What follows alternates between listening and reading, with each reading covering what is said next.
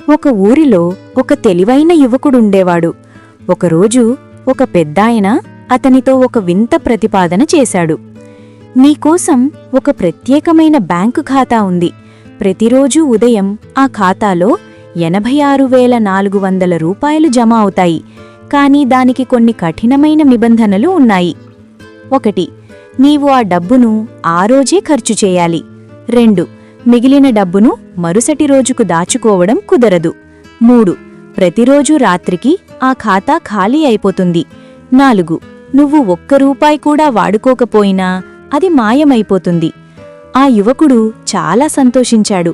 ప్రతిరోజూ ఆ డబ్బును తనకు నచ్చినట్టు ఇతరులకు సహాయం చేస్తూ చాలా జాగ్రత్తగా వాడుకోవడం మొదలుపెట్టాడు.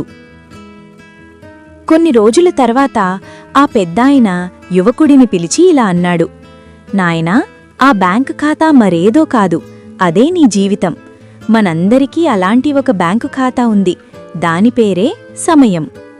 ప్రతిరోజూ ఉదయం దేవుడు మన ఖాతాలో 86,400 సెకండ్లను జమ చేస్తున్నాడు. రాత్రి మనం నిద్రపోయేలోపు ఆ సెకండ్లన్నీ గడిచిపోతాయి. మనం వాటిని మంచి పనుల కోసం వాడినా, వృధా చేసినా గడిచిన సెకెను మళ్లీ తిరిగి రాదు. ఆ సెకండ్లను మనం రేపటి కోసం దాచుకోలేము. సమయం అనేది ఎవ్వరికోసమూ ఆగదు.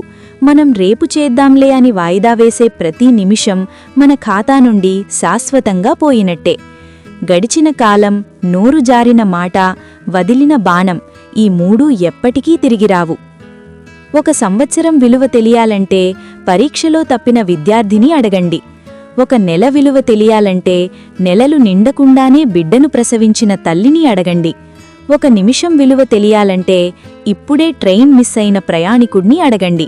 1 సెకను విలువ తెలియాలంటే త్రుటిలో ప్రమాదం నుండి తప్పించుకున్న వ్యక్తిని అడగండి. సమయాన్ని వృధా చేయడమంటే మన జీవితాన్ని మనమే వృధా చేసుకోవడం. అందుకే ఈ క్షణాన్ని గౌరవించండి, సంతోషంగా గడపండి.